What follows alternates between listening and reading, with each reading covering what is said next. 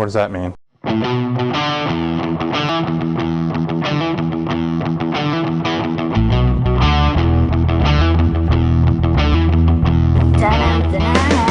talking about branding against the machine today, but really, we're hanging out with John Morgan. Welcome to the show. Thanks for having me. I'm excited to be here right now. We are at Antique Archaeology, which is home of Mike Wolf's place from American Pickers. We love Pickers, don't we? We love the best show on TV. And we love Mike Wolf. We love Mike Wolf. And he's in your book. He's in the book. And today we're talking about branding against the machine, which is your latest copy. It's a bestseller today. It is a bestseller, yes. I'm exciting. super stoked. Yeah, it's awesome. It's amazing, actually. One of the most important things that I love about any branding story or any story in general is the person's story, the person behind the story.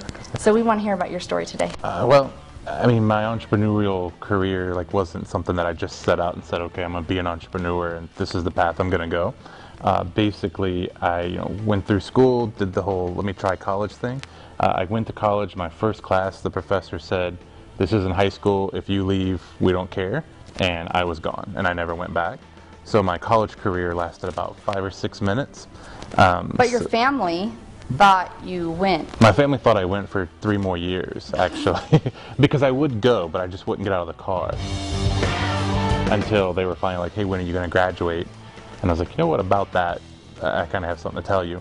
And so I decided then I needed to do something to actually with my life. And got something with my life. Yeah, right? So I got into real estate, and then that did not go well because no one knew who I was, and no one wanted to hire me. And so that's when I realized I needed to build a brand, because at the time I was really young, no one knew me, no one trusted me. And the first house I sold, I'm calling my mom saying, what do I do next? I don't even know what I'm doing. But I ended up growing that business up.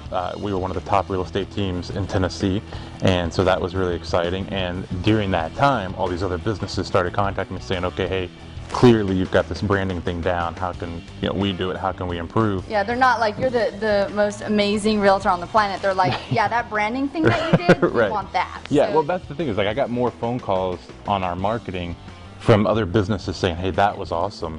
Then I did people say wanting to buy or sell a house, and that was what I was having fun doing. I loved hearing this about your story, was that it was we're going to sell your house in 60 days or less, or we're going to buy it.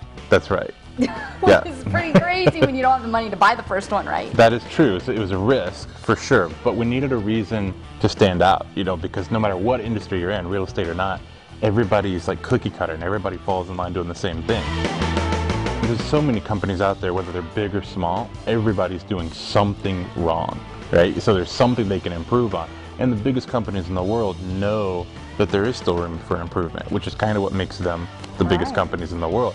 And sometimes those small business owners forget that. You name the company, I mean, even Apple's like the big shining example of brands, right? Like Apple can do no wrong. But as much as I love Apple and they do 1,000 things right, they still have no social media presence at all. Which is something that's an area that they're really lacking in. So, but at the time I was young and thought, what did I have to lose, right? Like, I'll just tell people they're doing it wrong. And it worked. So, yeah, here I am now with a book. Let's talk about Dexter.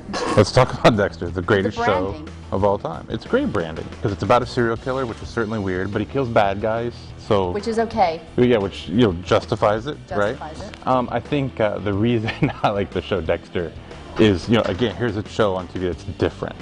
Because it's like, do you root for him or do you not, right? Mm-hmm. And then at the same time, because you get to know, say, the character of Dexter, you like him. We do business with people we know, like, and trust. So it kind of really doesn't matter that he's actually killing people, because we think he's cool. Does that make sense? Well, I think you're cool. Do you have the Dexter shoes on today? You didn't today wear them. I don't, yeah, no, but the obsession runs deep. What do you want people to do when they read this book? Take action. What's one of the things that you think is the most important call to action they could do in their business? Well, I think that's the thing about the book, is I don't think there is a step one. I wanted to fill it, with a ton of things you could do. And you don't have to do them all, and you don't have to do them in a certain order. You can just open up to any chapter, pick that, and say, okay, I'm going to implement this, and then let me work on that for a bit, and then go back to it. Like, I want it to be a reference, rather than just a book that at the end you feel inspired, and then just throw it in your closet and never think about it again. What's your strategy to keep updating all your new loyal fans of Branding Against the Machine, to keep them updated and keep them with new information? Sure. Well, in the book, we have them be able to sign up to our email list, and that's a private list just for owners of the book.